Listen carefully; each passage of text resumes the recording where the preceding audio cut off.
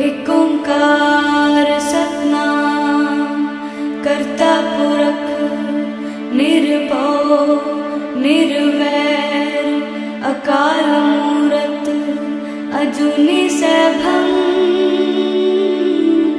गुर प्रसाद जप आद सच जुगाद सच है भी सच नानक होसे भी सच।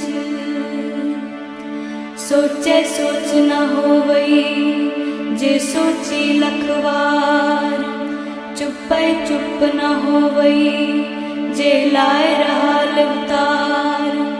भुखिया भुख न उतरी जे बन्ना पुरिया पार